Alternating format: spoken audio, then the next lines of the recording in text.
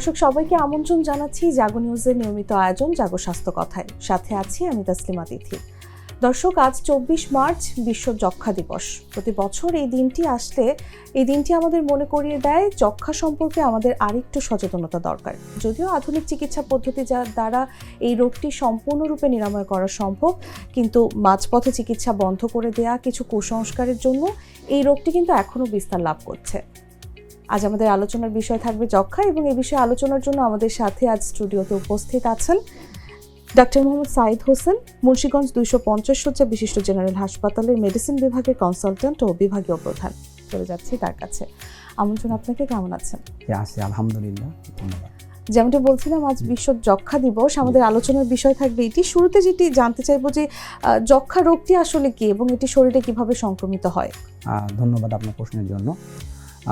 যক্ষ্মা রোগটি হলো মাইকোব্যাকটেরিয়াম টিউবারকুলোসিস নামে একটি ব্যাকটেরিয়া দিয়ে সংক্রমিত হয়। এই ব্যাকটেরিয়াটা আবিষ্কার করেন আমাদের একজন রবার্ট হুক নামে একজন বিজ্ঞানী। তো এটা বিশেষ করে আমাদের ফুসফুসে আক্রমণ করে এবং এটা হাঁচি, কাশি এবং কথা বলার মাধ্যমে ড্রপলেট আকারে ছড়ায়, যা শ্বাসনালীর মাধ্যমে অন্যের শরীরে প্রবেশ করে। যেমনটি আমরা শুরুতে যেটি জানতাম যে যক্ষ্মা আসলে হলে এটি নিরাময় করার কোনো ব্যবস্থা নেই, কিন্তু এখন আমরা মোটামুটি সচেতন হয়েছি বা জানি যে যক্ষ্মা আসলে নিরাময় করা সম্ভব। কিন্তু বর্তমান পরিস্থিতি যদি জিজ্ঞেস করি, এটি আসলে কতটা উদ্বেগজনক? বাংলাদেশ সহ 30টি দেশে আসলে উদ্বেগজনক হারে বেড়ে যাচ্ছে যক্ষ্মা। তবে বাংলাদেশ সরকার একটা উদ্যোগ নিয়েছে 2035 সালের মধ্যে যক্ষ্মার যে বর্তমান যে আক্রান্তের হার, এটা কমিয়ে নিয়ে আসা। বর্তমানে বাংলাদেশে যক্ষ্মার আক্রান্তের হার হচ্ছে প্রতি লাখে 221 জন। এটা 2035 সালের মধ্যে 10-এ নামিয়ে নিয়ে আসার সম্ভাবনা রয়েছে। আমরাও চাইবো, কিন্তু এই যক্ষ্মা উদ্বেগজনক হারে কেন বেড়ে যাচ্ছে, এর কারণগুলো হিসেবে কারণগুলোর মধ্যে যেটা হয়েছে যে বাংলাদেশে বিশেষ করে ঘনবসতিপূর্ণ এলাকাগুলোয় এবং মানুষের সচেতনতার অভাব, এবং এর সাথে রয়েছে কুসংস্কার। এবং মানুষ অনেকেই মনে করে যে এটা তার কুকর্মের ফল। আবার অনেকে বিভিন্ন কারণে চিকিৎসা নিতে চায় না, কারণ তাকে 6 মাস একাধারে চিকিৎসা নিতে হবে, এটা যেমন তাদের জন্য পেইনফুল। আবার অনেকে মনে করে যে ডাক্তারদের শরণাপন্ন হব, মানুষ কি বলবে, আমি যক্ষ্মা রোগে আক্রান্ত। এরকম অনেক কুসংস্কার রয়েছে। বিভিন্ন কুসংস্কারের কথা শুনছিলাম, এবং 6 মাসের একটা চিকিৎসা ব্যবস্থা আছে, সেটি নিয়ে কথা বলবো। তার আগে জানতে চাইবো যক্ষ্মা হলে প্রাথমিক লক্ষণগুলো আসলে কি কি? যক্ষ্মার প্রাথমিক লক্ষণগুলোর মধ্যে শুরুতে রয়েছে কাশি। কাশি যদি 2 সপ্তাহ বা তার বেশি থাকে এবং সাথে শরীরে রাতে ঘাম দেয়, বিকালে বা রাতে জ্বর আসে, ক্ষুধামন্দা, ওজন কমে যাওয়া, মাঝে মাঝে কাশির সাথে রক্ত চলে আসা, এগুলি হচ্ছে যক্ষ্মার প্রাথমিক লক্ষণ।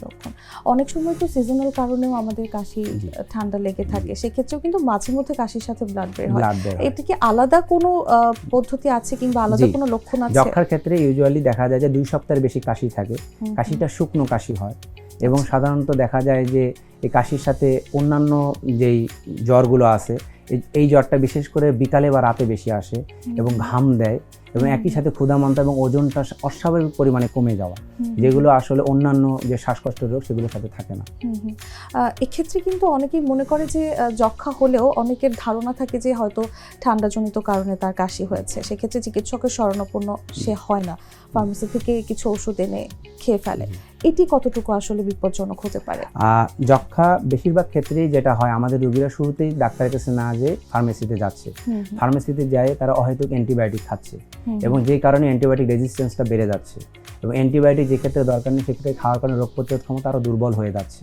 ফলে দেখা যাচ্ছে যে কাশিটা আরও পারসিস্টেন্ট হয়ে যাচ্ছে, 2 সপ্তাহের বেশি থাকতেছে, রোগী আরও ভুক্তভোগী হচ্ছে।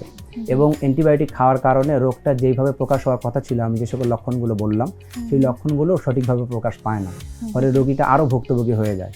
এবং আমাদের ডাক্তারদের কাছে যখন রোগীরা আসে তখন ভর্তি সময়টা আরও বেশি লেগে যায়। এবং এই যক্ষ্মা নিয়ে যেহেতু কথা বলছিলাম, যক্ষ্মা রোগ আসলে হয় কি কি কারণে? যক্ষ্মা রোগের কারণ অনেকগুলো রয়েছে, তার মধ্যে বেসিক যেই কারণটা সেটা ইউজুয়ালি যারা নিম্নবিত্ত, যারা একটা ঘরের মধ্যে গ্যাদারিং, একই সাথে অনেকে থাকে, এয়ারেশনের অভাব, ভেন্টিলেশনটা ঠিকভাবে হচ্ছে না, তারপর হচ্ছে তারা ম্যাক্সিমাম ম্যালনারিশ, অপুষ্টি যারা, তাদের ক্ষেত্রে বেশি হয়ে থাকে। এছাড়াও ক্রনিক ডিজিজ যাদের রয়েছে তাদের হয়ে থাকে, যেমন ডায়াবেটিস অনিয়ন্ত্রিত যদি রাখে, হাই প্রেশার অনিয়ন্ত্রিত রাখে, তারপর ক্যান্সারের জটিলতা রয়েছে, এবং বার্ধক্যজনিত যে ম্যালনারিশ যারা থাকে তাদের বেশি হওয়ার সম্ভাবনা থাকে, এবং শিশু যারা তাদেরও হওয়ার সম্ভাবনা অনেক বেশি থাকে। শিশুদেরও যক্ষা হওয়ার সম্ভাবনা থাকে। এবার একটু চিকিৎসা পদ্ধতি নিয়ে কথা বলতে চাই। যক্ষা হলে চিকিৎসা ব্যবস্থা 6 মাসের কথা আপনি বলছিলেন, শুরু থেকে যদি একটু জানতে চাই যে শুরু থেকে কিভাবে আপনারা চিকিৎসা দিয়ে থাকেন?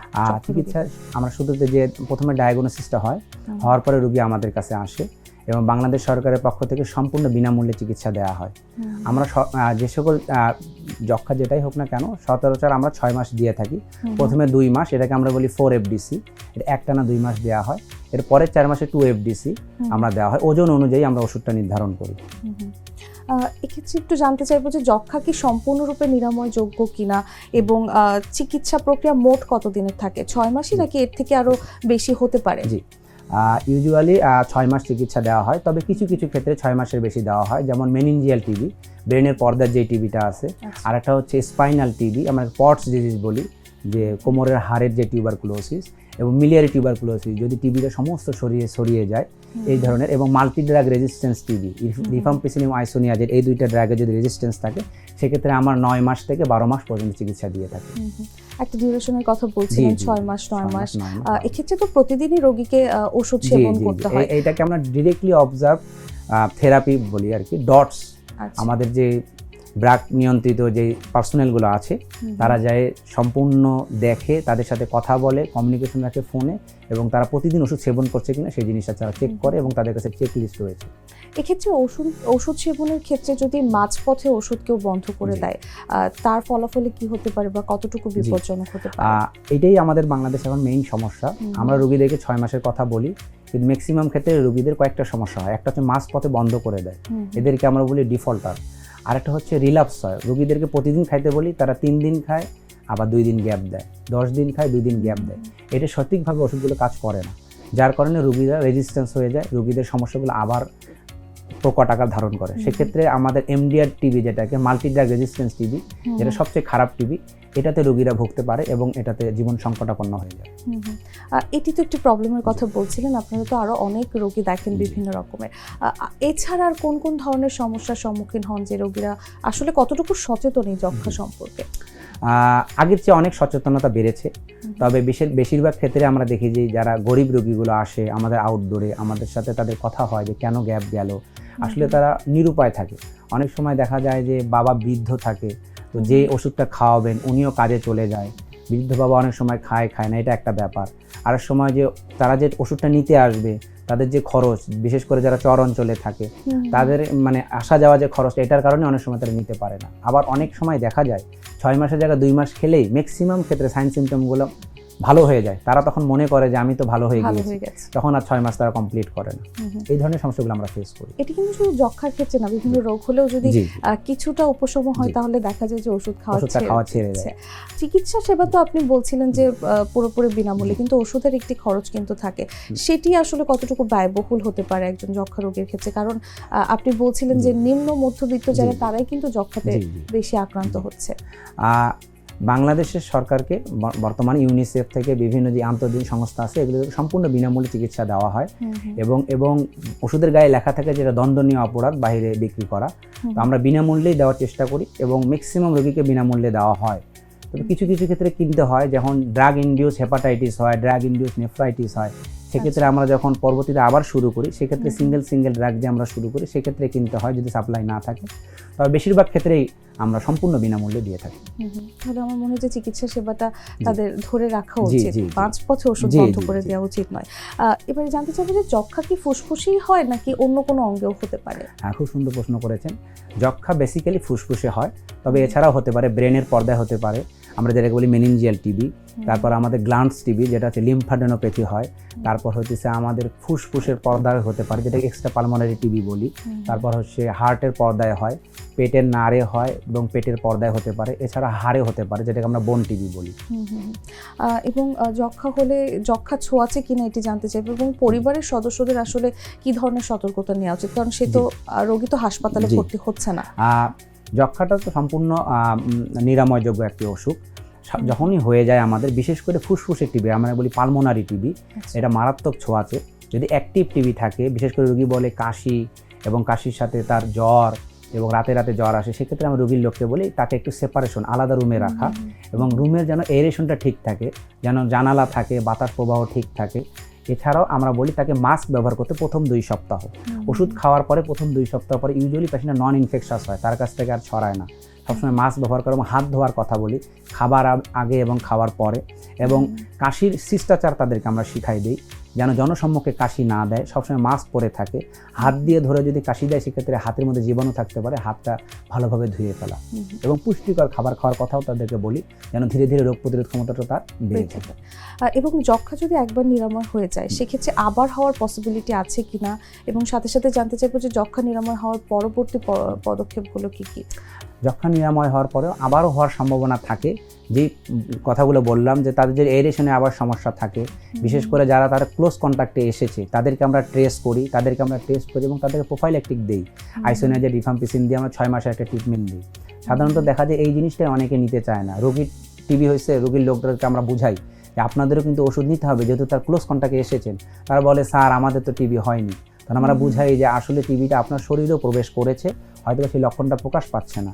এই জন্য তারও যেমন 6 মাস, তার জন্য 4টা পদের ড্রাগ 6 মাস, আর আপনার জন্য 1টা বা 2টা ওষুধ খেতে হবে, যেন পরবর্তীতে আপনার থেকে সেই রোগী আবার না হয়। আচ্ছা, এবার একটু যক্ষ্মা রোগীদের জীবনযাত্রা এবং খাদ্যাভ্যাস নিয়ে কথা বলতে চাই। যক্ষ্মা আক্রান্ত ব্যক্তির খাদ্যাভ্যাস কেমন হওয়া উচিত এবং জীবনযাত্রা কেমন হওয়া উচিত? অনেকেই ঘরবন্দি থাকে, তাকে কি আসলেই ঘরবন্দি থাকতে হয় কিনা? আমি যেটা বললাম, যেটা হচ্ছে পালমোনারি টিবির কথা আমি বলি, এটা তো হাইলি ইনফেকশাস। আমরা ওষুধ শুরু করার পরে ইউজুয়ালি 2 সপ্তাহের পরে সে নন ইনফেকশাস হয়, সে স্বাভাবিক কাজকর্ম করতে পারবে। তবে তাকে তার কাশির শিষ্টাচার এগুলো মেনে চলতে হবে, তাকে মাস্ক পরতে হবে। হাই প্রোটিন ডায়েট বলি, আমরা সবসময় জানি হাই প্রোটিন ডায়েট অ্যান্টিবডি তৈরি করতে শরীরে সহায়তা হয়, বেশি বেশি অ্যান্টিবডি তৈরি হলে রোগ প্রতিরোধ ক্ষমতা বাড়ে। এবং খনিজ সমৃদ্ধ খাবার, বিশেষ করে ক্যালসিয়াম, আয়রন, জিঙ্ক, সেলেনিয়াম, আয়োডিনযুক্ত সমৃদ্ধ খাবার বেশি করে তাকে খেতে বলি। এছাড়াও ভিটামিনস আমরা বেশি করে খেতে বলি, ফল ফ্রুটসে বেশি ভিটামিনস রয়েছে। এবং বিভিন্ন ধরনের টিকা কিন্তু থাকে, সেক্ষেত্রে যক্ষ্মা প্রতিরোধের টিকা নিশ্চয়ই আছে, সেটি আসলে কতটুকু কার্যকর? এই বিষয়ে আমি একটু বলি। এই টিকাটার নাম হলো বেসিলাস কাউমেলগৌরিন। এই 3জন ওরা আবিষ্কার করে, এটা বিসিজি ভ্যাকসিন আমরা বলি। ইউজুয়ালি এটা ইফেক্টিভ হলো বাচ্চাদের ক্ষেত্রে, জন্মের সাথে সাথে দেওয়া হয়। বাচ্চাদের ক্ষেত্রে ইফেক্টিভ থাকে এটা প্রথম 10 বছর পর্যন্ত, এবং কোথাও কোথাও লেখা 10 থেকে 15 বছর পর্যন্ত। টিবি যে হবে না তা না, এটা দেওয়ার উদ্দেশ্য হলো মারাত্মক টিবিগুলো প্রতিরোধ করা, যেমন ব্রেনের টিবি এবং হাড়ের যে টিবিগুলো, এগুলো থেকে বাচ্চাদেরকে প্রতিরোধ করে 10 থেকে 15 বছর পর্যন্ত, এবং মৃত্যুর ঝুঁকিটা অনেকটা কমিয়ে ফেলে। এর পরবর্তী পদক্ষেপের পরে কোনো আপনি বলছিলেন যে ওটা ডিউরেশন থাকে 10 বছর, 10 থেকে 15 বছর। ইউজুয়ালি এর পরে কোনো প্রোটেকশন থাকে না, আর বড়দের ক্ষেত্রে ইউজুয়ালি এই ভ্যাকসিনের কোনো রোল নেই। টিকা দেওয়াটা জরুরি বাচ্চাদের ক্ষেত্রে? অবশ্যই দেওয়া জরুরি, কারণ যদি আমাদের মেনিনজিয়াল টিবি হয়, ব্রেনের পর্দার টিবি, হাড়ের টিবিগুলো হয়, সেক্ষেত্রে তো আমরা আমাদের বাচ্চাদেরকে লুজ করব। কিতাবে লেখা আছে সেটা হচ্ছে যে বাচ্চাদের 5 বছর বয়স পর্যন্ত ইমিউন সিস্টেমটা ডেভেলপ করতে থাকে, এই সময় তারা অনেক দুর্বল থাকে। এই সময় যদি তাদের মারাত্মক টিবিটা হয়ে যায়, তাদেরকে বাঁচানোটা অনেক মুশকিল হয়ে যায়। এই কারণে আমাদের বিসিজি ভ্যাকসিনটা অবশ্যই দিতে হবে। করোনা মহামারী হয়েছে আমরা জানি, এবং এই করোনা মহামারীর পর যক্ষ্মা শনাক্ত এবং চিকিৎসা সেবার কতটুকু কার্যক্রমে, এই চিকিৎসা সেবার কার্যক্রমে কি ধরনের ভূমিকা রয়েছে? খুব সুন্দর প্রশ্ন করেছেন। করোনা মহামারীর সময় আসলে আমাদের লকডাউনের একটা গেছে। লকডাউনের কারণে যেটা হয়েছে, অনেক রোগীরা আমাদের কাছে আসতে পারেনি। এই কারণে আমাদের কাছে অনেক কেস আনডিটেক্টেড রয়ে গেছে। এই সময় ডিফল্টার কেসের অনেক বেশি বেড়ে গেছে, কারণ 2 মাস খেয়েছে, তখন সে ভালো হয়েছে, আবার লকডাউনের কারণে সে যেতে পারে নাই। এক্ষেত্রে আমাদের অনেকটা পিছিয়ে গেছে বাংলাদেশ।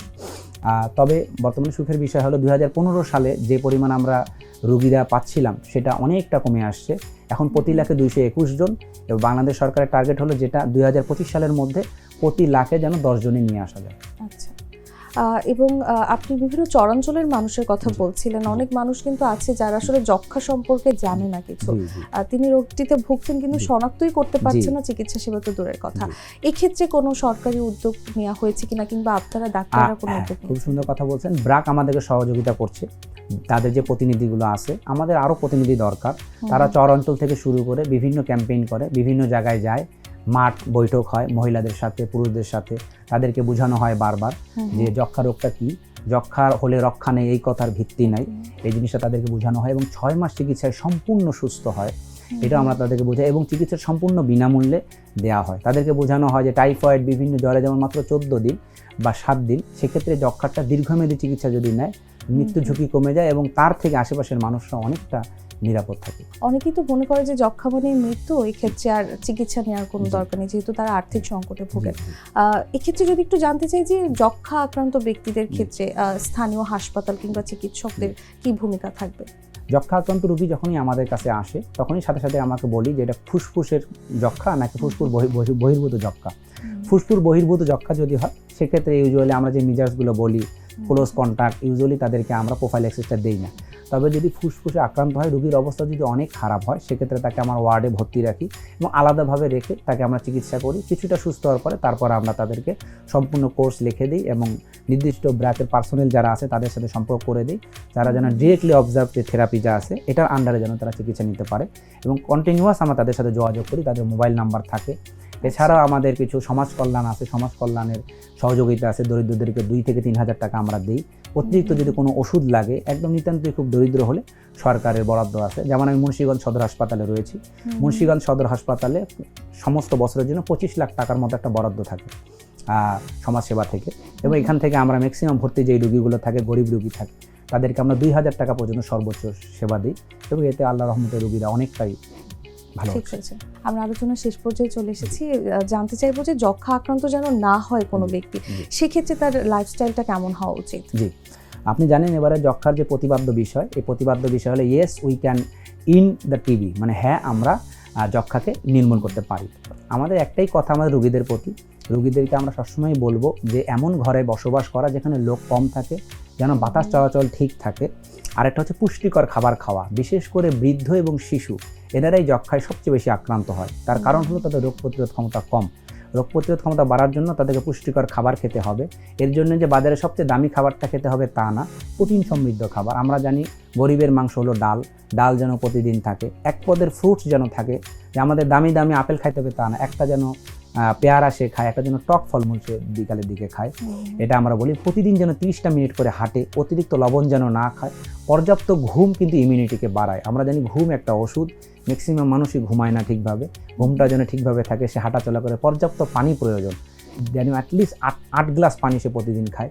এইভাবে আমি মনে করি আমরা যদি এটা সবাইকে ছড়িয়ে দিতে পারি, রোগীরা যদি তাদের রোগ প্রতিরোধ ক্ষমতা বাড়ায়, অবশ্যই আমরা যক্ষ্মাকে নির্মূল করতে পারবো।